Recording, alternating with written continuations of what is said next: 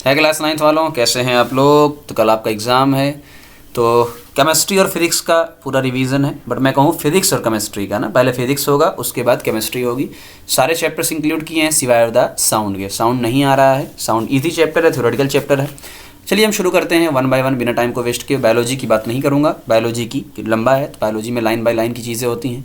Conceptual बात तो होती नहीं बायोलॉजी की, मैं एक बता दूँ आप कर लो। सबसे पहला ये शुरू करते हैं, सबसे पहले मोशन शुरू करते हैं, ठीक है ना। ये लूज मोशन नहीं, मोशन की बात हो रही है।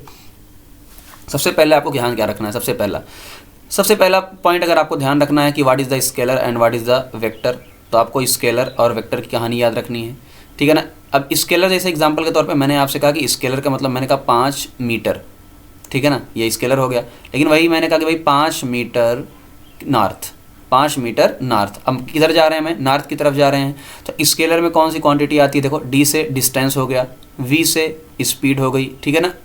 ये सारी चीज़ें क्या होती हैं आपकी, वर्क हो गया, पावर हो गया, है ना, ये सारी कहानी आती है।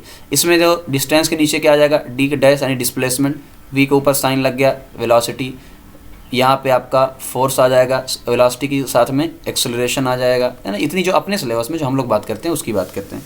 पहला पॉइंट हो गया। सेकंड पॉइंट की तरफ चलते हैं। अब आते हैं डिस्टेंस के ऊपर। तो मैंने आपसे पहले ही कहा कि देखो यार, मेरे पास ये ए है, मेरे पास ये बी है, ठीक है सर, ए और बी है। अब ए से मैं बी तक गया, ऐसे पहला रास्ता मैंने चुना। फिर मैंने कहा नहीं, मैं ऐसे ऐसे घूम के थोड़ा सा जाऊंगा, तो मैंने कहा ये दूसरा रास्ता मैंने चुना। फिर मैंने कहा यार ये मैं एक सीधी लाइन में जाऊंगा, तो मैंने तीसरा रास्ता चुना। अब ये जो आपके 1 हैं, आपके 2 हैं, आपके 3 हैं, ऐसे ही 1000, 4, 5, 3, 6 जो भी रास्ते हो सकते हैं। ये सारे रास्ते कैसे हैं भाई, डिस्टेंस, यानी आपने कितना चला है, आपने कितनी डिस्टेंस ट्रेवल की, सिंपल सी बात है। लेकिन ये जो रास्ता नंबर 3 है, जो रास्ता नंबर 3 है, ये स्ट्रेट लाइन है। पहली चीज़ क्या है, ये एक सीधी लाइन है, ठीक है सर। कहाँ से शुरू किया, ए से, कहाँ गए, बी तक, सीधी लाइन है। दूसरी बात क्या है, मिनिमम है, मिनिमम है। मिनिमम का मतलब शॉर्ट है, सबसे शॉर्ट क्या, बल्कि शॉर्टेस्ट का हो, सबसे शॉर्टेस्ट है। तो यही जो आपको जो सीधी लाइन होती है, जिसकी डायरेक्शन शुरू यानी ए से और ख़त्म कहाँ, जहाँ गए हैं आप बी पे, मिनिमम होता है, सीधा होता है, शॉर्टेस्ट होता है। ऐसी कहानी को ही क्या बोलते हैं, डिस्प्लेसमेंट बोलते हैं। क्या बोलते हैं, डिस्प्लेसमेंट बोलते हैं। पहली चीज़ है ना, इतना बेसिक आपको क्लियर हो गया होगा, ठीक है। अब यहाँ पे मैं कुछ बातें और करना चाहूँगा आपसे। जैसे मान लो मैंने ए से बी तक का रास्ता लिया, मैंने ए से बी तक का सीधा रास्ता लिया, ठीक है सर, सीधा रास्ता लिया। तो यही सीधा रास्ता, तो ये अगर कोई भी सीधा रास्ता होगा, तो चाहे आप डिस्टेंस लिखो, चाहे आप डिस्प्लेसमेंट लिखो, सब क्या होगा, बराबर होगा, क्योंकि एक ही रास्ता आपके पास है। सिंपल सी बात है। चलिए अब पॉइंट नंबर 3 पे चलते हैं कि यार कुछ डिस्टेंस निकाल लेते हैं, कुछ डिस्प्लेसमेंट निकाल लेते हैं, उसकी बात अब चर्चा कर लेते हैं। सबसे पहले मैंने कहा कि सर हम जो है ए से लेके बी तक गए, ठीक है, 5 मीटर। फिर मैंने कहा सर हम बी से लेके सी तक गए, यहाँ भी मैंने मान लिया चलो 10 मीटर। मैंने कहा सर यहाँ गए सी तक। तो हम बताओ, सिंपल सी बात है। तो जब आप डिस्टेंस की बात करोगे तो आप ये देखोगे आप चले कितना है, सर हम ए से बी गए 5 और फिर हम क्या गए 10 गए, तो हमारा टोटल 15 हो गया। पहली बात। लेकिन जब हम डिस्प्लेसमेंट की बात करेंगे तो हमें मतलब किससे है, सर हमने शुरू कहाँ से किया, ए, अभी बताया था, ख़त्म कहाँ किया, सी। तो एक काम करो, एक सीधी लाइन बनाओ, सर ए से लेके सीधी तीर बना दिया। तो अब ये जो आपका है, ये क्या हो गया, डिस्प्लेसमेंट। सर कैसे निकालें, तो एक सिंपल सी बात होती है, पाइथागोरस का आप थ्योरम लगा दोगे, जो आपका जो डी आएगा, डी वो क्या आएगा, तो सर 5 का स्क्वायर कर दीजिए, ये हमको ये पढ़ाया गया था, और 10 का स्क्वायर कर दीजिए, और किसमें, अंडर रूट के अंदर। तो देखो अब जो भी सॉल्व करने वाला है आप सॉल्व कर लोगे, ये डिस्प्लेसमेंट है। तो सर कुछ और रास्ते ले सकते हैं, हमने कहा कुछ और रास्ते आप चूज़ करके देख लीजिए। पहला हमने कहा कि एक काम करते हैं, सेमी सर्कल लेते हैं, है ना, ये सर्कल होता है, ये हम सेमी सर्कल लेते हैं। और मैंने आपसे कहा कि एक काम करते हैं, सेमी सर्कल है, ये 5 मीटर की इसकी रेडियस है। तो आप चलना कहाँ से स्टार्ट किया आपने, आपसे ए से चलना स्टार्ट किया, आप इसके ऊपर पहुँचे बी, और आप लास्ट में कहाँ गए, फिर से सी में। तो डिस्टेंस कितनी होगी, तो आपने कहा कि एक सर जब हम कोई भी एक चक्कर लगाता, समझना बात को, जब कोई भी एक चक्कर लगाता है तो डिस्टेंस होती है 2πr के बराबर। हाँ ठीक है, लेकिन इसने एक चक्कर नहीं लगाया है सर, इसने आधा चक्कर लगाया है। कितना लगाया है, आधा। तो क्या करेंगे हम, 2πr, हम आधा है तो इसको 2 से डिवाइड कर देंगे, यानी πr। तो जो भी डिस्टेंस होगी भाई πr के बराबर होगी। अब पाई तो पाई होता है, जो भी आप इसकी वैल्यू रखेंगे, अभी पाई जो भी वैल्यू बाद में रखना। r कितना आपको दिया है, 5 मीटर दिया है, तो आप इतना आ जाएगा सर। लेकिन अब बात हम डिस्प्लेसमेंट की कर लेते हैं। तो हमने सिंपल सी बात किया था, डिस्प्लेसमेंट हम शुरू कहाँ से किए हैं, ए, और पहुँचे कहाँ है, सी। यानी हमको रास्ता कौन सा चाहिए, ये ए से लेके सी वाला, यानी हमको ए से लेके सी तक। तो अगर 5 मीटर, समझना 5 मीटर ये है, तो 5 मीटर ये भी होगा, तो यानी 5 + 5 कितना हो गया, 10। तो अब देखो डिस्प्लेसमेंट कितना आ गया आपका, 10 आ गया। तो ना सर कोई और रास्ता चूज़ करिए तो बताते हैं। हमने कहा ठीक है कोई और रास्ता चूज़ कर लेते हैं। अब बात करते हैं एक पूरे सर्कल की, एक पूरे सर्कल की बात कर लेते हैं भाई। यहाँ यहीं से शुरू हुए, यहीं पे आके रुक गए। तो अब जो डिस्टेंस होगी भाई, आपने पूरा चक्कर लिया है तो 2πr इज इक्वल टू 0। अब जो डिस्प्लेसमेंट आएगा वो कितना आएगा भाई, आपने शुरू कहाँ से किया, ए से, ख़त्म कहाँ किया, ए पे, जहाँ से चले थे वहीं आ गए, तो कितना हो जाएगा, 0 हो जाएगा। सिंपल सी बात है, इसमें कोई लॉजिक वैसा है नहीं। एक क्वेश्चन जो बहुत अच्छा बनता है वो ये क्वेश्चन होता है कि यार देखो डिस्प्लेसमेंट का, मैं इसको सबसे अच्छा क्वेश्चन मानता हूँ। ये आपका एक सर्कल है, जो रेडियस r है, कोई भी एक टायर जो भी आपका रिमूव वगैरह, ये पॉइंट P है। आपसे कहा गया कि यार इस पॉइंट P ने, अब पहली चीज़, पॉइंट P ने एक चक्कर लगाया, मैं पहली बात कर लेता हूँ एक चक्कर की, उसने एक चक्कर लगाया, पूरा एक चक्कर। तो अब जब एक चक्कर के बाद घूमा होगा, एक चक्कर के बाद जब घूमा होगा तब भी पॉइंट कहाँ आ गया होगा, नीचे। अब एक बात सिंपल सी बताओ, वो एक चक्कर लगाया है, अब भाई एक चक्कर समझना, कुछ बच्चे सर हम समझ नहीं पाते हैं कि आप 2πr कैसा क्या करेंगे हम। देखो भाई ये 2πr है, तो इस पूरे को, ये पूरी जो दूरी है यहाँ से लेके, देखो यहाँ से लेके यहाँ तक वो कितना है 2πr, इसको खोल दो, इस पूरे को लंबा वायर बना दो, एक लंबा वायर बना दो, तो भी कितना आएगा भाई, वही 2πr आएगा। कितना आएगा 2πr आएगा। यानी इसने जो डिस्टेंस ट्रेवल की है वो कितना डिस्टेंस ट्रेवल की है, 2πr की है। हाँ सर 2πr की है।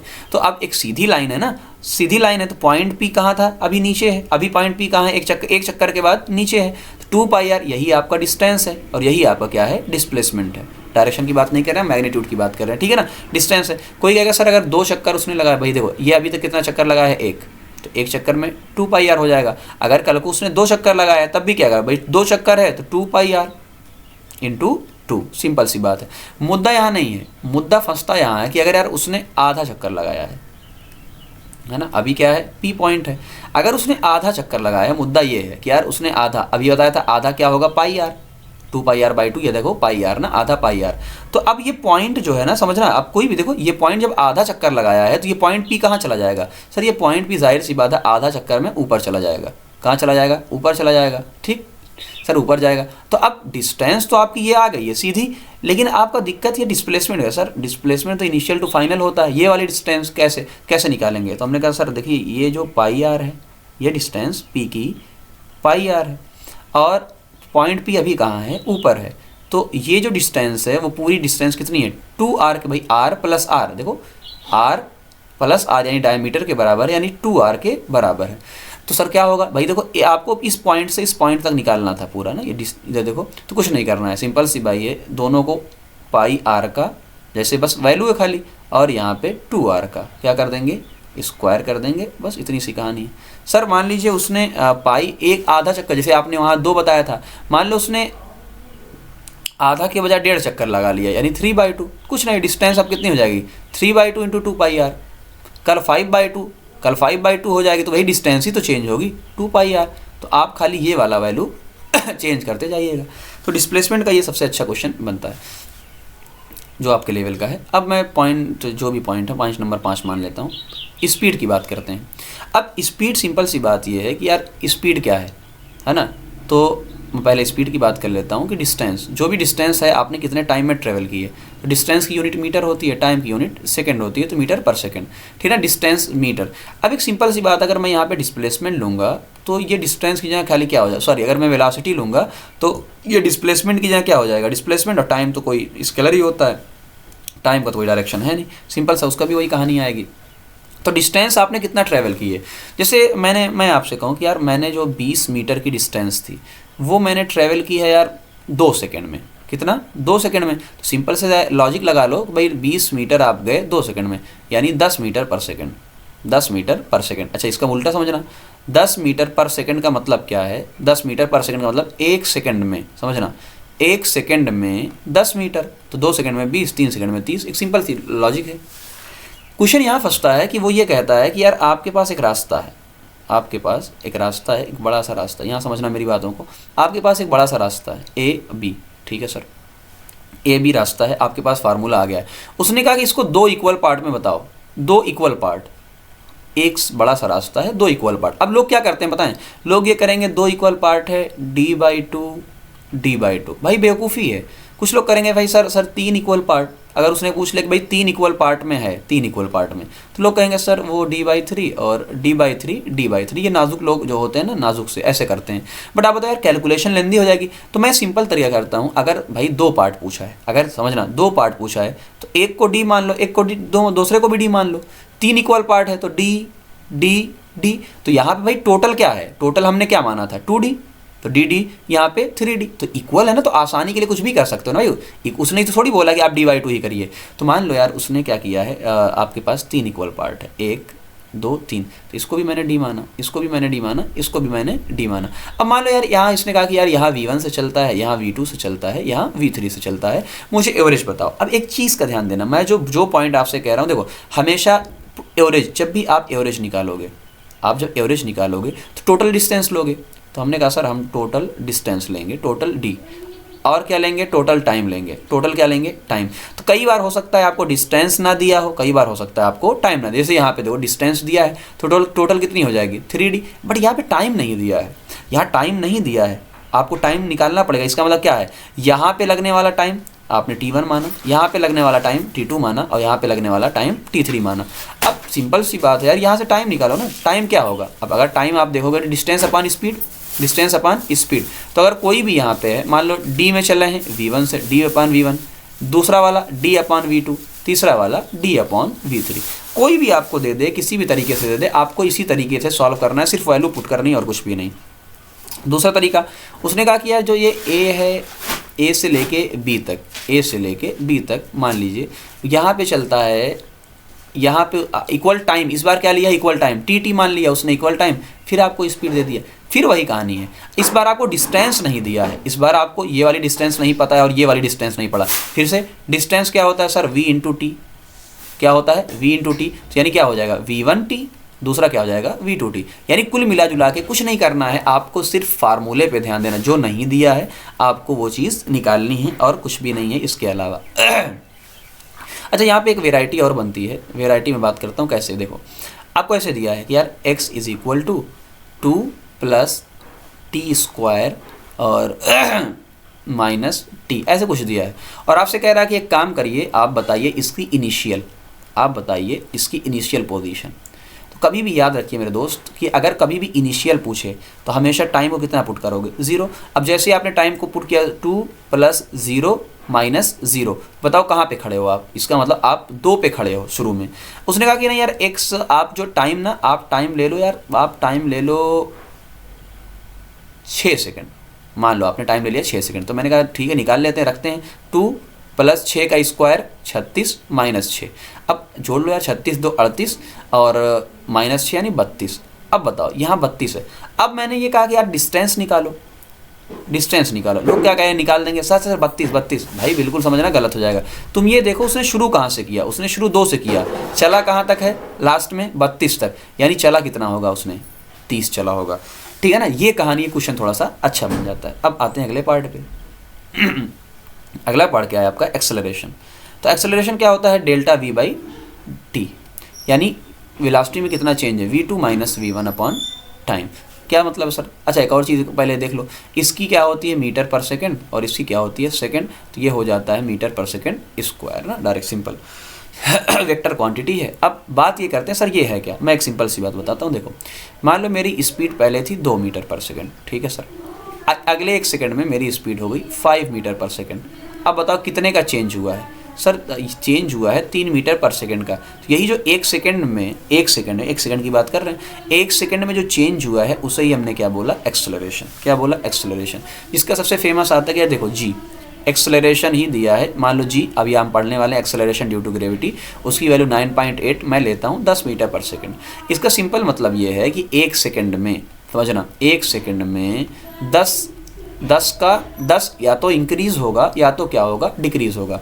सर इंक्रीज़ डिक्रीज़ का मतलब क्या है कि यार देखो समझना, ये आपका बॉल है, ये बॉल कहाँ जा रहा है, ऊपर जा रहा है, हाँ सर आपने ऊपर जा, लेकिन जी कहाँ लगता है, नीचे। अब बताओ जी अगर नीचे लगता है ये ऊपर, तो बताओ क्या होगा, 10 डिक्रीज़ करेगा, क्या करेगा, 10 डिक्रीज़ करेगा। लेकिन यहीं पर अगर यही बॉल नीचे आ रहा है, और जी भी कहाँ लग रहा है, नीचे, तो दोनों सेम डायरेक्शन में है, तो अब 10 से क्या करेगा, इंक्रीज करेगा। सिंपल सी कहानी है ना। ये चीज़ एक्सेलरेशन में ही मैंने आपको बता दी। मैं और अच्छे एग्जाम्पल से आपको बताता हूँ।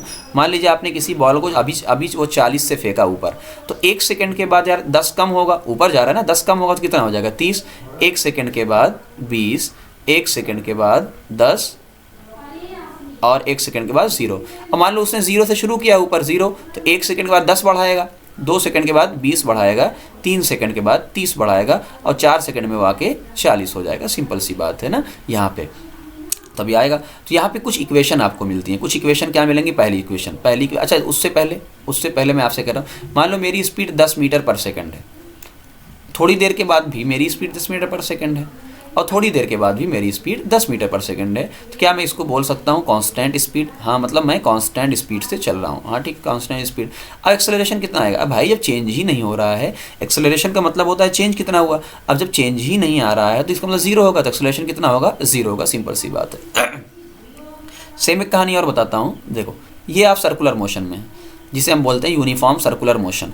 अब यहाँ पे क्या होता है, मान लो ये आप 10 मीटर पर सेकंड स्पीड से चल रहे हैं। कुछ लोग कहेंगे यहाँ पे सर एक्सेलरेशन क्या होगा, 0। बिल्कुल ये गलत बात है, समझना। अब डायरेक्शन चेंज हो रही है ना, 10 मीटर पर सेकंड है। देखो, कभी आप ऐसे डायरेक्शन में, कभी ऐसे डायरेक्शन में, कभी ऐसे डायरेक्शन में, कभी ऐसे डायरेक्शन में, तो डायरेक्शन चेंज हो रही है। इसका मतलब क्या है, एक्सेलरेशन भी क्या हो रहा है, चेंज। इसीलिए वहाँ पे कहा जाता है 2 टाइप का एक्सेलरेशन होता है, एक सेंट्रीपिटल, एक वो। तो अगर डायरेक्शन सिर्फ चेंज हो रही तब भी एक्सेलरेशन तो चेंज होगा। यानी अगर आपसे क्वेश्चन पूछ लिया जाए कि एक्सेलरेशन कैसे चेंज कर सकते हैं, तो आप कहेंगे या तो स्पीड कम या ज़्यादा करके, या तो आप डायरेक्शन को चेंज करेंगे, या दोनों चेंज कर देंगे ना। सिंपल सी बात है। अब हम आते हैं, आपके पास 3 इक्वेशन मिलती है। अगर v = u + at, s = ut + half at² और v² = u² + 2as। तो यही सारी इक्वेशन से कहानियाँ होती हैं। आपको बस इक्वेशन अप्लाई करना आना चाहिए। सिंपल सी बात है और कुछ भी नहीं है। तो बहुत सारे क्वेश्चंस इस पे बनते हैं। जैसे मैंने ये कहा कि यार देखो, अभी मान लो मेरी स्पीड है 25 मीटर पर सेकंड, मैंने माना है ना, ये मैंने टाइम लिया t है ना। मैंने ये कहा कि यार मैं आफ्टर द 5 सेकंड, या मैं मान लेता हूँ मेरी स्पीड 5 सेकंड के बाद मेरी स्पीड हो जा रही 40 मीटर पर सेकंड। ठीक है सर। अब यहाँ आपको क्या समझ में आ रहा है कि स्पीड दी हुई है, टाइम दिया है, तो स्पीड और टाइम का रिलेशन है क्या? देखो, तो एक्सेलरेशन। तो वैसे भी देखो, पहले हम एक्सेलरेशन से चलते हैं। तो एक्सेलरेशन ने कहा वेलोसिटी में चेंज कितना हुआ है, 40 - 25, कितने का चेंज हुआ है, 15 का। कितने सेकंड में हुआ है, 5। तो हमने कहा यार 3 मीटर पर सेकंड स्क्वायर एक्सेलरेशन है, यानी हर सेकंड क्या हो रहा है, वो 3 से इंक्रीज। अब आगे का पूछे, अब आपको निकल गया, अब 1 सेकंड के बाद पूछे, 2 सेकंड के बाद पूछे। उसने मान लो पूछ लिया टी से पहले कितना था, मान लो 2 सेकंड पहले। 2 सेकंड पहले कितना था? हमने कहा यार 1 सेकंड में अगर स्पीड 3 बढ़ी है तो 2 सेकंड में 6 मीटर बढ़ी होगी। तो पहले थी 25, पहले कितनी थी, 25। अब अगर वो 6 बढ़ी है, इसका मतलब कितनी रही होगी, 19। तो 19 से बताओ कितना हुई होगी, 25, यानी 19 से 25 और 25 से क्या हो गया होगा, 40। ये कितने सेकंड में हुई है, 2। और ये कितने सेकंड में हुई है, 5, है ना। तो इस तरीके से भी आप खेल कर सकते हो, ईजी है, कोई टफ बात नहीं हो रही है। ठीक, फिर हम बात करते हैं कि यार सर वो जो पार्टिकल है उसके वाले थोड़ा सा ऊपर वाले में बता दीजिए। अब समझना कहानी क्या हो रही है। कहानी ये है कि यार आप किसी पार्टिकल को ऐसे ऊपर फेंक रहे हैं, अब ऊपर जाएगा। अब जब एकदम ऊपर चला जाएगा, एकदम ऊपर, एकदम, इसकी स्पीड कितनी हो जाती है, 0। तो एक क्या होता है, टाइम। टाइम = आप लगा लोगे u/g। अच्छा, यहाँ पे क्या होता है आपका, आपने u स्पीड उसको दी हुई है, तो टाइम है। अच्छा, एक तरीका ये है कि यार टाइम, मान लो उसने 50 से फेंका था, तो 50/10 कितना आ गया, 5 सेकंड। अब एक बार बताओ, 5 सेकंड में 5 सेकंड ऊपर जाने में, 5 सेकंड नीचे आने में, तो अगर मैं कहूँ टोटल कितना हो जाएगा, तो टोटल हो जाएगा 10। कितना हो जाएगा, 10। तो यानी आप ये भी कह सकते हो कि फार्मूले को 2 से मल्टीप्लाई कर दीजिए। ठीक है सर। दूसरा क्या आता है, हाइट। तो u²/2g, ये सीधा हाइट है। अब u क्या है यार, आपने 50 से फेंका था, तो 50 × 50 है ना, जो भी, अगर मैंने मान लिया इसको 50, कितना माना, 50। ठीक है ना। अच्छा, ये मीटर पर सेकंड, वरना बहुत सारे लोग चलो 2 × 10। अब देख लो यार क्या है, आ रहा है 0 0 कट जाएगा, 2 25 बच्चे 125 मीटर हो गया आपका। ठीक है ना। ये कहानी कुछ ऐसी होती है। फिर कहानी ये होती है कि सर अगर हम मान लीजिए किसी बॉल है और इस बॉल को यहाँ से ड्रॉप करते हैं, यानी ड्रॉप करने का मतलब 0, तो ये बॉल आती है आती है आती है आती है। अब इस कहानी में क्या कहा, देखो स्पीड का टाइम का वही है मेन मुद्दा जो मैं सिखाना चाहता हूँ कि यार देखो पहले सेकंड में वो 5 चलेगा, ये मुद्दा है। दूसरे सेकंड में 15, फिर 25, फिर 35, फिर 45, फिर 55। ये पूरी कहानी कहीं ना कहीं आपसे होती है, यानी first second, second, third, fourth, fifth, sixth, है ना। अब आपको ऐड करना है मान लो 2 सेकंड का, उस आपको बोला गया कि सर 2 सेकंड में कितना चलेगा, तो मैंने कहा यार 5 + 15, देखो 5 + 15। उसने कहा सर 6 सेकंड में बताइए, तो हमने कहा एक काम करते हैं 5, 15, 25, 35, 45, तो 1 2 3 4 5 + 55। तो ये कहानी यूज़ कर सकते हैं। यहाँ नोट में एक और जुगाड़ बताता हूँ, नोट करता हूँ कि भाई जो पहला सेकंड 1 सेकंड उसमें आपको देखो ध्यान रखना वो 5 चलता है, सी में। अब रेशियो देखो इनका, रेशियो अगर रेशियो देखोगे 1 3 5 7 9 11, ये पूरा रेशियो। तो मान लो आपसे 6 का पूछा है, 6 सेकंड का पूछा है, तो एक काम करो 1 + 3 + 5 + 7 + 9 + 11। आप जब जोड़ोगे ध्यान से ना, देखो इसको ध्यान से, 5 सेकंड की मान लो 6 सेकंड की बात कर रहा है, तो आपका हो जाएगा 11 9 20, 20 7 27, 27 5 32, 32 3 35, 1 36। कितना हो गया 36, और 36 को आपने 5 से मल्टीप्लाई कर दिया, तो 5 1 30 और 5 3 15 3 18, यानी 180 आपका हो गया। इस तरीके से मान लो 5 होता तो यहीं तक होता खाली, यहीं तक होता खाली, तो 9 7 16, 5 21 3 24, 1 25, देखो 25, और 1 सेकंड में 5 चलता है, तो 25 25 125 जो ऊपर आया था। इस तरीके से भी आप क्वेश्चन सॉल्व कर सकते हैं, ठीक है ना। ये कहानी आपके दिमाग में होनी चाहिए। अच्छा एक और चीज़ है, मान लीजिए आप क्वेश्चन ही बताता हूँ आपसे कहा गया कि यार वो 50 की स्पीड से मैंने फेंका था, 50 मीटर पर सेकंड से फेंका था, तो बताओ यार वो जो है आपका 8वें सेकंड पे 8 सेकंड के बारे में बताओ कुछ। 8th सेकंड, तो आप कहोगे सर ये तो यार अभी आपने जो निकाला था टाइम ऊपर जाने का, टी अप जाने का, वो तो 5 सेकंड आया था, तो आप ये 8 सेकंड की बात कर रहे हो। तो मैंने कहा यार देख 5 सेकंड में ऊपर जाएगा, 5 सेकंड में नीचे, यानी 5 यहाँ लगा और 5 सेकंड नीचे आने लगा, तो टोटल कितना लगेगा, टोटल की बात करें ना 10। तो जब 8वें सेकंड की बात करेंगे तो यहाँ कहीं, यानी 5 सेकंड में तो ऊपर गए हो, 5 सेकंड में ऊपर गए हो, यहाँ पूरे कहाँ गए हो 5 सेकंड 5 सेकंड, तो नीचे क्या होगा 6 7 8, तो ये 8वां सेकंड है। अब चर्चा कर लो ऊपर से भाई 5 ना 5, ये एकदम टॉप पे आप बैठे हो, तो ये 6 7 8। अब बताओ कितना सेकंड लग रहा है 3, कितना लग रहा है 3, तो एक काम करो 5 15 25, देखो आपको 8वें सेकंड पे आपको क्या मिल गई, ये दूसरा स्पीड पहले कितनी थी 5 पे 0, फिर 10, फिर 20, फिर 30, तो ये देख लो आपकी स्पीड भी मिल गई, ये आपकी डिस्टेंस का रेशियो मिल गया, और ये आपको स्पीड का रेशियो मिल गया। तो बहुत सारी कहानियाँ ऐसे भी की जा सकती हैं, ठीक है ना, इस तरीके से। अब आते हैं हम लोग, ये पहला चैप्टर ख़त्म, दूसरे चैप्टर की बात करते हैं, लॉज ऑफ मोशन। अब मोशन के जो लॉज हैं यार, पहला मोशन के जो लॉज हैं वो क्या है कि यार देखो, एक आपके पास क्या है, ये कार है या जो भी आपका ट्रक हो रखा है, जो भी कार ट्रक जो भी है।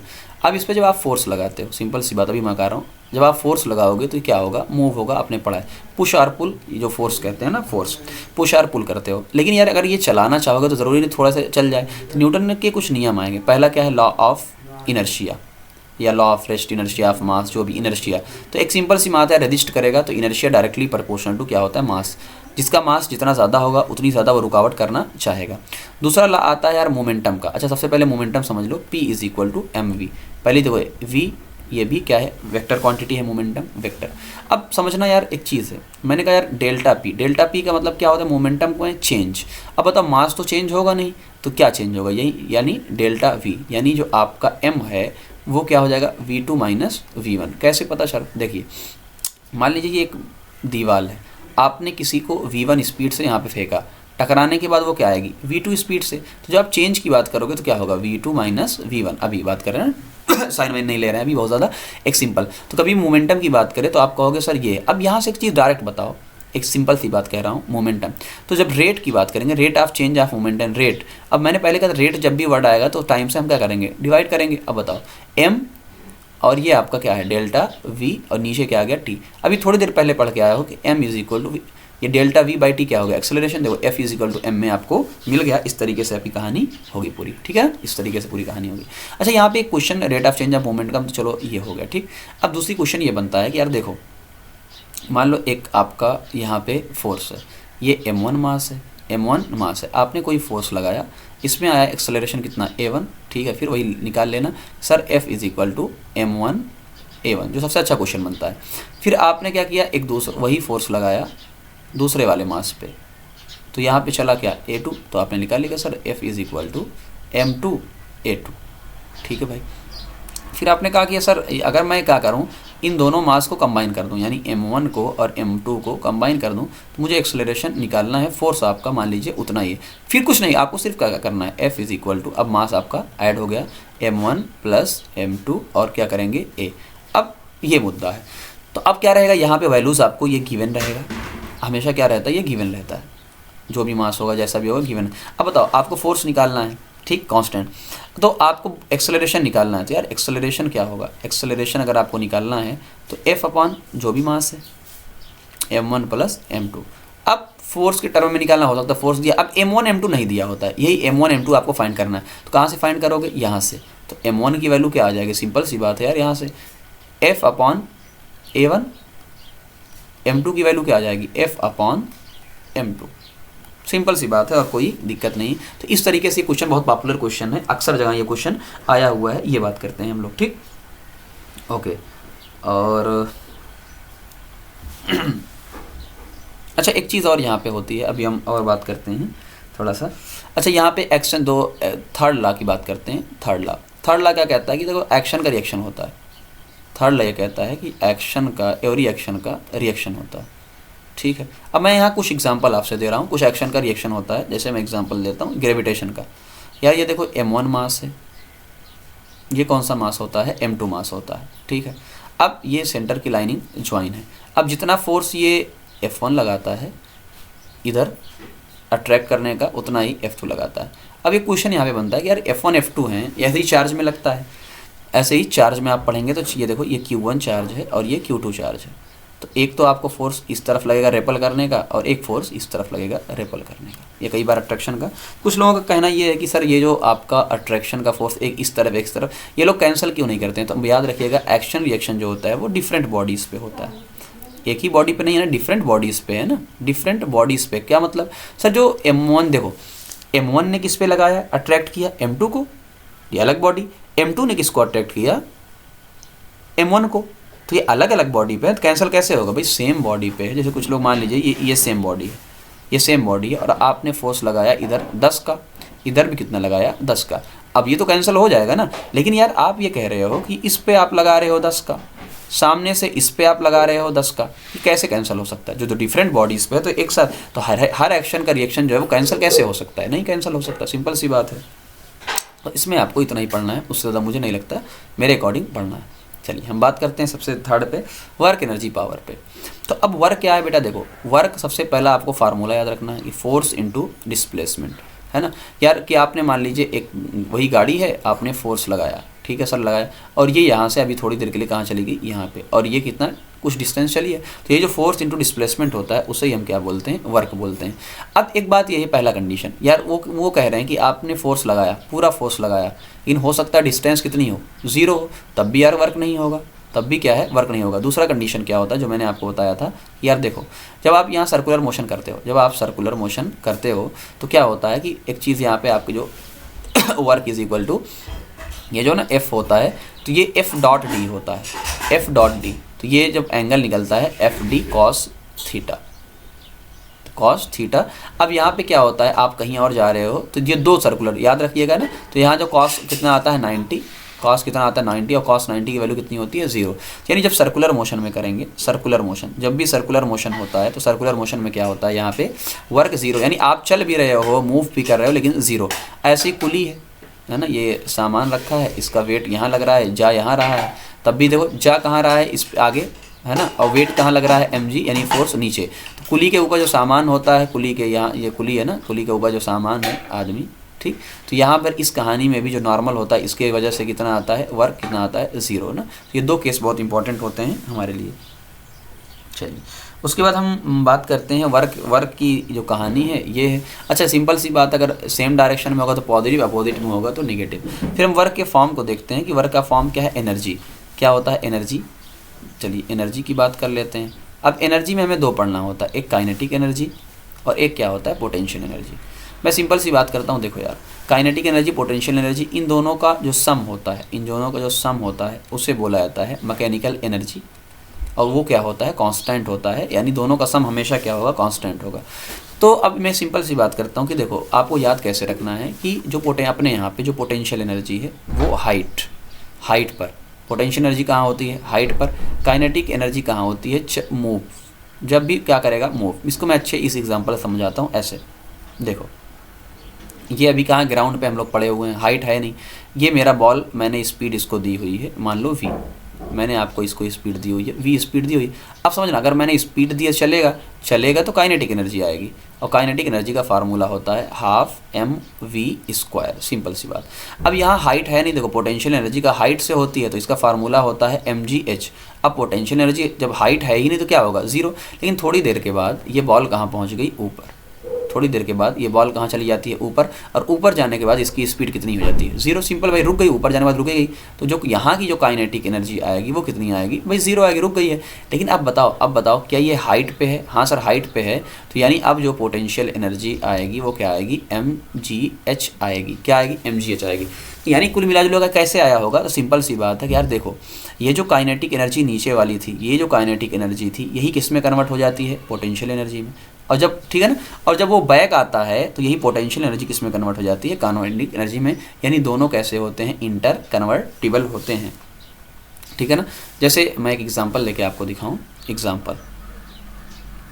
एग्जांपल मेरा क्या है कि यार एक ऑब्जेक्ट है, मान लो एक बॉल है ना, एक बॉल है, एक ये बॉल है 20 मीटर पे ये बॉल है, 20 मीटर हाइट पे ये बॉल है, 20 मीटर हाइट पे, और 2 किलो का बॉल है, 2 किलो का। अब बताओ हाइट पे है तो क्या आएगा, पोटेंशियल एनर्जी आएगी, हाँ सर पोटेंशियल एनर्जी आएगी, कितना आएगी, mgh के बराबर आएगी। तो m कितना दिया है, 2, g कितना होता है 10, और ये कितना होता है 20। तो 20 दाई हम 200 और दूनी यानी 400 इसकी जो जूल है एनर्जी आई है, तो पोटेंशियल एनर्जी आई है। अब जब ये यही नीचे आएगा, नीचे, तो अब काइनेटिक एनर्जी कितनी आएगी, सर हमको अभी नहीं पता कि स्पीड तो दिया नहीं है कुछ भी, तो क्या करेंगे, हमने कहा यार काइनेटिक एनर्जी वही पोटेंशियल एनर्जी के बराबर ही होगी, कहीं वही चेंज हुआ होगा, यानी ये भी कितना आएगा, 400 जूल होगा। अच्छा 400 जूल है तो काइनेटिक एनर्जी का फार्मूला लगाओ, हाफ mv²। अब यहाँ से आपको क्या निकालना रहेगा, v²। हमने कहा v² तो यार मल्टीप्लाई करो 400 गुणे 2 गुणे मास कितना दिया है, 2, 4 दूनी 8 दूनी 1600, कितना हो गया 1600। तो v की वैल्यू कितना हो जाएगी, √1600, रूट कितना 1600, यानी तकरीबन कितनी हो जाएगी 40। ठीक है ना, तो 40 गुणे 40। तो ये कहानी कहीं ना कहीं आपसे बयां ये करती है कि भाई देखो काइनेटिक एनर्जी अब ऊपर, यानी कुल मिला जुला के आपसे एक सिंपल सा कंक्लूजन आ गया कि सर अगर हम नीचे होंगे तो यहाँ पे क्या होगी, काइनेटिक एनर्जी होगी और पोटेंशियल एनर्जी 0 होगी। सर ऊपर होंगे तो बॉल ऊपर रुक जाती है, यानी काइनेटिक एनर्जी 0 हो जाती है और पोटेंशियल एनर्जी हमारी यहाँ पे होती है, ठीक है ना, ये कहानी। लेकिन हम कभी बीच की बात करें तो यहाँ पे हाइट भी है, स्पीड भी है। भाई देखो यहाँ हाइट भी है और बॉल के पास अपनी स्पीड भी है, तो यानी यहाँ पोटेंशियल भी आएगी, यहाँ काइनेटिक भी आएगी। लेकिन याद रखिएगा सबका सम क्या रहेगा, हमेशा सेम। दोनों का सम क्या रहेगा, यहाँ पर भी टोटल एनर्जी यानी मैकेनिकल एनर्जी, यहाँ पर भी टोटल सेम रहेगा, टोटल क्या रहेगा, सेम, है ना, टोटल सेम। इसीलिए मैंने वो कहा था कि ये कन्वर्ट हो जाती हैं। तो एनर्जी की हमने इस तरीके से कहानी देखी। अब यही क्या होता है, लास्ट में जाके पावर बन जाता है। तो पावर क्या है, देखो work done per unit time, work done per unit time. अब देखो पहली चीज़ वर्क जूल के अंदर आता है, टाइम सेकंड के आता है पहला। दूसरा अगली पावर की यूनिट क्या होती है, वाट, आपने देखा होगा बल्ब 100 वाट का, 50 वाट का। अब यहाँ पे ध्यान क्या देना होता है कि देखो ये वर्क जो है ना अक्सर जो यूज़ होता है mgh/t, ये जो वर्क होता है अक्सर क्या यूज़ होता है, mgh/t। ये वर्क ही क्या होती है, एनर्जी, एनर्जी यानी पोटेंशियल एनर्जी। तो इस तरीके से पूरी कहानी आपकी चलती है, ठीक है ना। बाकी कई बार ये भी होता है कि सर 1 किलोवाट आवर, ये क्या है 1 किलोवाट आवर। अब सबसे पहली चीज़ मैं ये पूछना चाहता हूँ यार ये है क्या। अब समझना किलो वाट, किलो का मतलब क्या होता है 1000 वाट, हाँ सर वाट लिया। आवर में क्या होता है 3600 सेकेंड, 3600 सेकेंड। तो अब जो भी मल्टीप्लाई यहाँ करना होता है वो मल्टीप्लाई हो जाता है 3600 और ये 1000। मुद्दा ये आता है 3600 और ये 1000 कि ये वाट सेकेंड क्या है। तो हमने कहा सर एक काम करो फार्मूला लगाओ, ये वाट W क्या है, वर्क नहीं, ये वाट है ना, वाट। अब वाट पावर की यूनिट है, सर ये पावर है, ये क्या है टाइम। तो पावर इंटू टाइम क्या होता है, ओहो पावर इंटू टाइम यानी वर्क होता है और वर्क की यूनिट क्या होती है जूल। तो देखो ये एक एनर्जी दी हुई है, तो यानी इतनी एनर्जी खर्चा करता है, तो ये पावर की हम लोगों ने बात किया। आते हैं अगले चैप्टर पे, वर्क एनर्जी पावर का इतना पढ़ना है। अब आते हैं हम लोग उस पे ग्रेविटेशन पे। तो ग्रेविटेशन क्या बोलता है, देखो सिंपल सी बात, अभी मैंने आपको बताया था कि ये मास m1 होता है, ये मास क्या होता है m2 होता है। हाँ सर, तो ये सेंटर की लाइन ज्वाइनिंग होती है, डिस्टेंस आपकी r, तो ये इसको अट्रैक्ट करता है, ये इसको अट्रैक्ट करता है। तो पहला पॉइंट मिल गया यार, ये अट्रैक्टिव फोर्स होता है। जबकि हमने देखा था यार क्लास 6-7 में पढ़ा था, सेम रेपल करते हैं, मास में ऐसा नहीं होता। मास क्या करता है, ऑलवेज अट्रैक्ट करता है। क्या फार्मूला आएगा सर, फार्मूला जो आएगा वो कांस्टेंट भी आता है, जी m1 m2 upon r square. ठीक है सर, जिस जी के बारे में कुछ बताइए, तो हमने कहा इस जी यूनिवर्सल ग्रेविटेशनल कांस्टेंट है ना, इसकी वैल्यू आपको गिवन रहेगी, वरना वैल्यू आप याद कर लीजिएगा 6.67। मैंने सोचा कहीं मुझे ना भूल जाए, आज थका हूँ, -11। अब सर इसकी यूनिट के बारे में चर्चा करते हैं। तो यार देखो मेरी हमेशा एक कहानी याद रखना, जब भी किसी की यूनिट निकालो ना, पहले उसका फार्मूला बनाओ। तो जी का फार्मूला कैसे बनेगा सर, फोर्स है उधर, आर को उधर मल्टीप्लाई कर दिया और m1 हमने m2 कर दिया।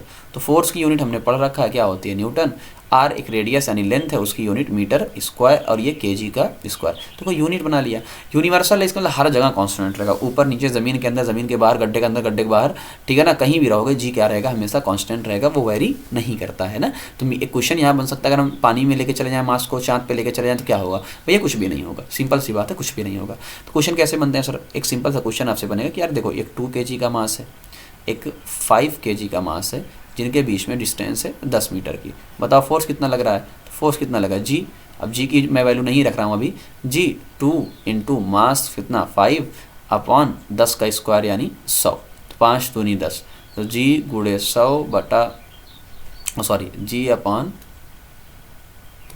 एक मिनट कहाँ गया मेरा मार्कर, जी अपॉन या लगे 10 अपॉन 100 यानी जी बाई 10। अब जो भी वैल्यू रखेंगे वहाँ पर वैल्यू रख लेंगे इस तरीके से। दूसरा क्वेश्चन क्या बन सकता है कि सर एक काम करते हैं, ये 2 kg का मतलब 50% मास ट्रांसफर कर देते हैं। अब जब मैं m मानता हूँ कि कई बार m दिया रहता है, देखो ये मान लो m है और ये भी मैंने माना m, मान लिया भाई, कुछ भी वैल्यू हो सकती है। मैंने कहा इसका जो 50% मास था, तुमने क्या किया 50%, मैं अभी कुछ भी वैल्यू लेते हैं, 50% मास को ट्रांसफ़र कर दिया। बताओ 50% का मतलब क्या है, आधा, 50% का मतलब आधा। अब इसमें से आधा घटा दिया तो क्या होगा m/2, इसमें से जोड़ दो, ये 1 है ना भाई, देखो इस तरीके मानो ये m नहीं 1m है, कितना है 1m, तो 1 था, तो 1 में से आपने पहले क्या किया, आधा घटा दिया, तो क्या हो गया 1/2m। दूसरे में वही मास जाएगा तो 1 + 1/2 हो जाएगा, तो यानी कितना हो जाएगा 3/2m। तो एक इतना हो गया 3/2m। अब सिर्फ सर आपने 50% ना करके मान लीजिए मैंने 75% कर दिया। अब 75% करेंगे तो क्या होगा, 75 का मतलब 3/4, तो 1 में से 3/4 घटेगा तो क्या हो जाएगा, एक 1/4, दूसरा क्या हो जाएगा 1 में से 3/4 ऐड होगा तो क्या हो जाएगा, देखो 4 × 4 7/4। सर और कुछ भी कर, 25% कर लो, 25% करेंगे तो 1 में से 25 यानी 1/4 बचेगा, 3/4, और एक दूसरे में वही जाएगा तो कितना हो जाएगा 1 + 1/4 यानी 5/4। तो कुछ भी नहीं करना भाई, कुछ भी नहीं करना है ना। इस तरीके से पूरी कहानी आपकी चलती रहेगी। अगला पैटर्न क्या बनता है क्वेश्चन का, सेम मल्टीप्लाई करो फिर यार रख के, उसमें हम क्या करें। अगला क्वेश्चन क्या बनेगा इसमें पैटर्न का, कि यार देखो अब हाँ मैं सिखाता हूँ, सुनो, F = G m1 m2 upon r square. अब G कांस्टेंट है यानी आपका डायरेक्टली प्रोपोर्शनल क्या हो गया, देखो m1 m2 upon r square. मैं पहले ये कह रहा हूँ, मैंने कहा यार m1 मैंने ट्रिपल कर दिया, 3 गुना, सिर्फ m1 को क्या कर दिया 3 गुना।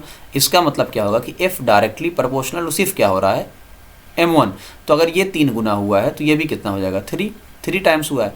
फिर आपने कहा नहीं m1 सेकंड, आपने कहा कि यार m1 और m2 दोनों को क्या कर दिया है 3 गुना, दोनों को। मैंने कहा अच्छा दोनों को, यानी F डायरेक्टली प्रोपोर्शनल 3 × 3 कितना हो गया 9 गुना हो गया। फिर आपने कहा नहीं मैंने सिर्फ रेडियस को 3 गुना किया है, सिर्फ रेडियस को, ओनली रेडियस को 3 गुना किया है। मैंने कहा ठीक है यार, F तो यार रेडियस के उल्टा होता है यानी 1/3, तो ये भी कितना हो जाएगा 1/3 गुना हो गया। सॉरी गलत हो जाएगा 1/3, यहाँ देखो यही गलती मुझसे भी हो रही, आपसे भी हो सकती है, स्क्वायर 1/3 का स्क्वायर यानी 1/9 हो जाएगा। यही कहानी पूरी चलती है और कुछ भी आपको नहीं करना है। एक्सेलरेशन की बात कर चुके हैं, अब यहाँ हम बात करते हैं कुछ और थोड़ा सा। ये देखो ये आपका अर्थ है जिसका मास M है, ये m1 है। अब जाहिर सी बात है, अब यहाँ पे हम करते हैं, देखो अभी आपने कहा कि फोर्स जो होता है वो G m1 m2 upon r square है ना, या r स्क्वायर। अब मैंने ये कहा कि सर फोर्स जो होता है मास इंटू एक्सेलरेशन भी होता है भाई, बॉल नीचे आएगा तो m1a, तो G m1 और ये बड़ा M और यहाँ रेडियस होती है अर्थ की r। अब ये m से m क्या हो गया, कैंसिल। तो यानी जो आपका a आया है, यानी जो आपका g आया है acceleration due to gravity, gravity की वजह से हुआ ऐसा, वो G capital M upon r square. यानी कुल मिला जो यहाँ एक पॉइंट समझ में आता है कि यार m1 पर नॉट डिपेंड, यानी ऊपर से कोई ऑब्जेक्ट, ये अर्थ है ना, ये आपकी क्या है, अर्थ है, तो m1 पर नॉट डिपेंड, यानी m1 पे डिपेंड नहीं करता है। तो आप हल्का लो भारी लो जो भी हो। हाँ, यहाँ एक क्वेश्चन आपको दिया रहेगा कि यार एक स्टील है, स्टील बॉल है, एक पेपर है, इसको जब आप गिराओगे तो पहले कौन आएगा, एक स्टील बॉल है और एक क्या होता है, पेपर होता है। तो कुछ लोग कहे कौन पहले आएगा, तो यहाँ पे एक चीज़ मैं सिंपल सी बात बताता हूँ, जब यहाँ का रियल लाइफ की बात आती है तो रियल लाइफ में हम क्या मानते हैं, एयर फ्रिक्शन, क्या मानते हैं, एयर फ्रिक्शन, कि फ्रिक्शन रोक लेता है और ये है फलाना, एयर फ्रिक्शन। बट जब हम अभी फिजिक्स की बात कर रहे हैं वहाँ हम फ्रिक्शन को नहीं मानते हैं, हम एक कॉन्सेप्चुअल चीज़ लेके चलते हैं, सिंपल। फिर हमने कहा था जी कैसे वेरी, जी इस पर नहीं डिपेंड करता है, और जी की यूनिट वगैरह आ गई है मीटर पर सेकंड स्क्वायर, और जब आप रखेंगे जी की और सारी चीज़ें तो ये 10 मीटर पर सेकंड हम मानते हैं, एक्चुअल में क्या होता है 9.8 होता है, सिंपल। तो जी किस पे डिपेंड करता है, तो हमने कहा यार ऑब्जेक्ट के मास पे तो नहीं डिपेंड करता है, लेकिन हाँ जी डिपेंड करता है एम पर, सिंपल सी बात। एम किसका, प्लेनेट का, एम किसका, प्लेनेट का। मतलब क्या है, अर्थ पे तो ये जी है भाई, अर्थ है, अर्थ पे क्या है, जी है, लेकिन जैसे ही आप मून पे जाओगे तो अब डिस्टेंस भी बदली है, सब कुछ बदली है, तो मून पे ये जी ना होके G/6 हो जाता है, सिंपल। तो अगर ये G/6 है, समझना ये देखो अर्थ पे जी है, तो जो हमारा W यानी वेट, हमारा वेट आता है वो mg होता है, लेकिन जो अर्थ की बात करो यहाँ पे वेट जो आएगा वो हल्के फुल्के महसूस होंगे, क्यों, mg/6 आता है।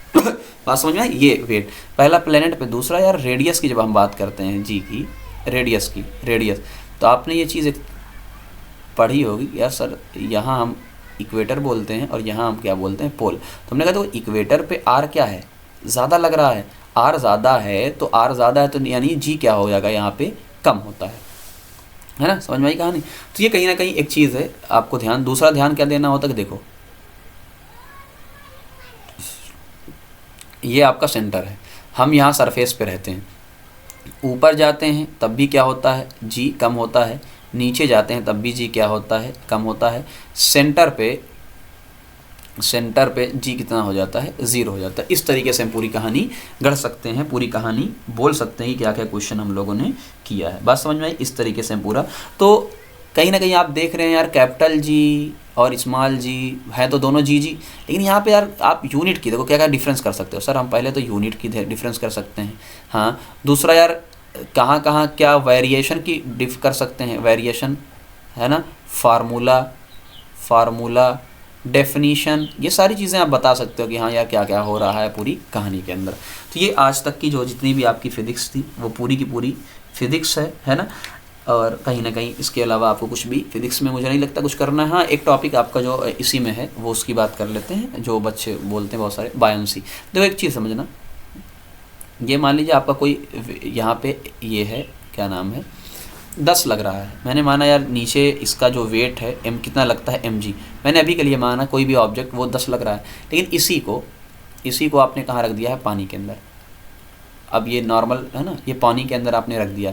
अब पानी तो यार ऊपर की तरफ एक फोर्स लगाता है, सबको पता है, जिसको बायंसी बोलते हैं, और हमेशा ये ऊपर ही लगाता है, इसे क्या बोलते हैं, इसलिए अपथ्रस्ट बोलते हैं, सिंपल सी बात है, अपथ्रस्ट। मान लीजिए, मुझे नहीं पता, बट इसने मान लीजिए 2 न्यूटन लगाया, 2 न्यूटन, और नीचे कितना लग रहा है, 10। अब बताओ, ऊपर 2 लग रहा है, नीचे 10 लग रहा है, तो नेट कितना आएगा, यानी महसूस कितना होगा।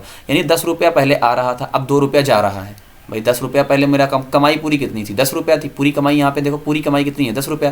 तो अभी 10 रुपया आ रहा है, लेकिन 2 रुपया जा रहा है, यानी टोटल कितना हो जाएगा, 8 न्यूटन। अब बताओ, यहाँ पे कॉन्सेप्चुअल क्वेश्चन नहीं बन सकता कि यार वेट क्या हो रहा है। हमने कहा वेट कमी महसूस हो रही है कि नहीं हो रही है, कमी महसूस हो रही है, सिंपल सी बात है, कमी महसूस हो रही है ना, पहली चीज़। सेकंड चीज़ ये आती है कि यार ये अंदर है, तो इसका मतलब क्या है, यहाँ उसकी बात करते हैं। देखो पहला ये पानी है, ये पूरा क्या है, पानी है।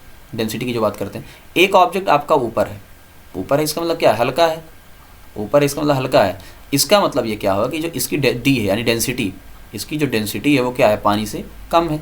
एक ऑब्जेक्ट यहाँ पे है, इसका मतलब क्या है, इसकी डेंसिटी क्या है, ज़्यादा है ना। अच्छा, डेंसिटी जो आपकी होती है वो क्या होती है, मास अपॉन वॉल्यूम। लेकिन कभी अगर मुझे मास मान लीजिए निकालना है तो क्या होगा, डेंसिटी इंटू वॉल्यूम। जैसे मान लीजिए मुझे mg, अब मुझे mg तो नहीं पता है पूरा, तो मैंने कहा यार मास क्या होता है, डेंसिटी इंटू वॉल्यूम इंटू मान लो जी। अब डेंसिटी देखो रो वी जी फार्मूला बन गया। अच्छा, आपको एक और चीज़ बता दूँ यहाँ, मज़ेदार चीज़, मान लीजिए आपको बायंसी नहीं आती, तो यार बायंसी क्या है, एक फोर्स है। बायंसी क्या है, एक फोर्स है, तो यानी क्या आएगा यहाँ पे, समझना, यहाँ पे मास इंटू एक्सेलरेशन, ये तो हर हाल में आएगा, यानी मास इंटू एक्सेलरेशन आएगा, मास इंटू फोर्स है ना, फोर्स का हमेशा F इक्वल टू m है। अब m नहीं पता, सिंपल सी बात है, तो डेंसिटी जो भी डेंसिटी उसकी होगी ठीक है ना, लिक्विड की डेंसिटी इंटू जो वॉल्यूम कितना डूबा है इंटू देखो a यानी जो g एक्सेलरेशन वाला यानी ये वाला, ठीक है ना। तो ये पूरी कहानी कहीं ना कहीं आपका फिजिक्स में और क्या ही पढ़ोगे, weight displace by the liquid जब आनंद में। अब आते हैं उल्टा, केमिस्ट्री पे आते हैं। किस पे आते हैं, केमिस्ट्री पे। अब केमिस्ट्री पे आते हैं तो हम उल्टा शुरू करते हैं। उल्टा शुरू करने का मतलब क्या है कि हम पहले स्ट्रक्चर ऑफ एटम से चलते हैं ना, ताकि जो मेन है वो आपके सारे के सारे हो जाएंगे। तो उनकी बात कर लेते हैं पहले, समझना। स्ट्रक्चर ऑफ एटम की जब बात करते हैं तो सबसे पहले आपको ध्यान होगा यार डाल्टन की थ्योरी के बारे में बात करते हैं। सॉरी, डाल्टन की थ्योरी अभी नहीं बात करेंगे, पहले यार थॉमसन के मॉडल के बारे में बात करते हैं, समझना। सबसे पहले किसकी बात करते हैं हम लोग, थॉमसन। टाइम देख लो 3:11, ठीक। थॉमसन की बात करते हैं कि यार थॉमसन ने क्या कहा था। तो हमने कहा यार थॉमसन का एक जो मॉडल था कि प्लम पुडिंग मॉडल, जिसका है ना प्लम पुडिंग जो मॉडल की, एक बड़ा सा तरबूज है, उसके आगे कुछ है। इसने बस बात क्या किया था यार, ये दोनों जितना प्लस होता है उतना ही क्या होता है, माइनस, यानी इसने न्यूट्रलिटी की बात की थी, इसने भी कहा न्यूट्रल है। फिर हमने देखा यार आगे क्या आए, रदरफोर्ड साहब आए। कौन साहब आए, रदरफोर्ड साहब आए। अब रदरफोर्ड साहब आए तो इनके यार ऑब्जर्वेशन बहुत तगड़े हैं। अब देखो यहाँ पे 3 इक्वेशन जो बनती है, पहला क्या, देखो यहाँ एक आई रे मतलब लेकर आए और ये क्या होगा, सीधा निकल लिया, यानी इम्पटी है। इसने क्या बताया कि यार ये इम्पटी स्पेस एक्सर एक आया और डिफ्लेक्ट करके निकल गया, यानी अंदर कौन है, पॉजिटिव। क्योंकि क्यों, तो यहाँ पर भी इन्होंने अल्फ़ा लिया था, यानी हीलियम +2, अल्फ़ा का मतलब हीलियम +2 लिया था। तो ये इसने ये बताया यार पॉजिटिव है, एक आया यार यहाँ पे टकरा के निकल गया, यानी इसने कहा कि अंदर कोई पॉजिटिव तो है लेकिन ये छोटा है, पॉजिटिव छोटा है, यानी कंसनट्रेट है। क्या है, कंसनट्रेट है। इसे ही क्या बोला था इन्होंने, न्यूक्लियस बोला था। क्या बोला था, न्यूक्लियस बोला था।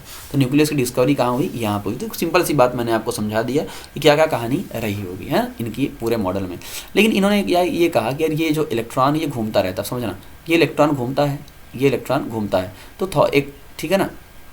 तो उस वक्त कुछ साइंटिस्ट थे, उन्होंने ये कहा कि अगर इलेक्ट्रॉन घूमता है तो एनर्जी रिलीज़ करेगा।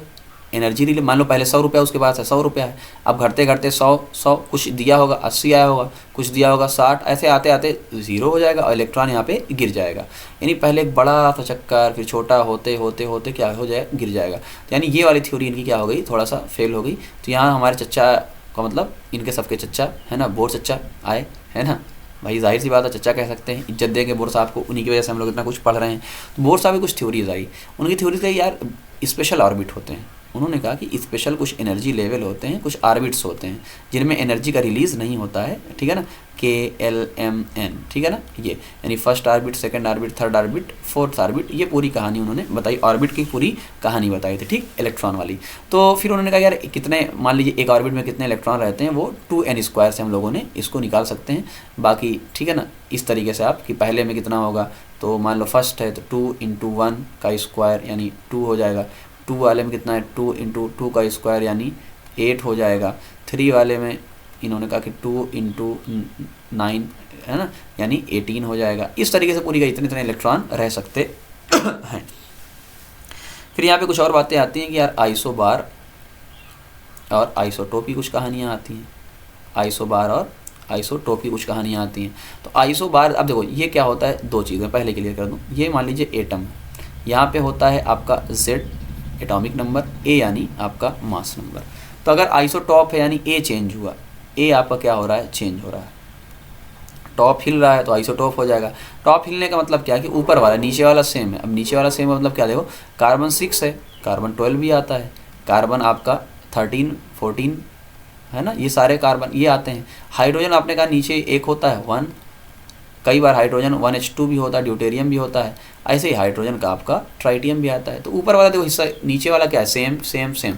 अच्छा, नीचे वाला सेम का मतलब क्या है, एलिमेंट सेम है। नीचे सेम का मतलब क्या होते हैं कि एलिमेंट क्या रहते हैं, सेम होते हैं। इसका उल्टा कर देंगे तो आइसोबार हो जाएगा। बात समझ में आई? इस तरीके से पूरी कहानी आपकी बनाई जा सकती है इस चैप्टर के अंदर। और क्या आएगा यार, एटॉमिक मास वगैरह है ना, एटॉमिक मास वगैरह। तो ये पूरी कहानी थी। उसके बाद हम चलते हैं, अच्छा एटॉमिक मास उसका है यार, आप कैलकुलेट तो कर ही लोगे, एक एटम का मास जो भी है।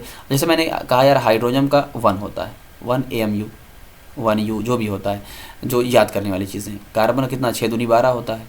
नाइट्रोजन का 7 दूनी 14 होता है, ठीक। ऑक्सीजन का 8 दूनी 16 होता है। तो जो हमारे मेन एलिमेंट है यही होते हैं।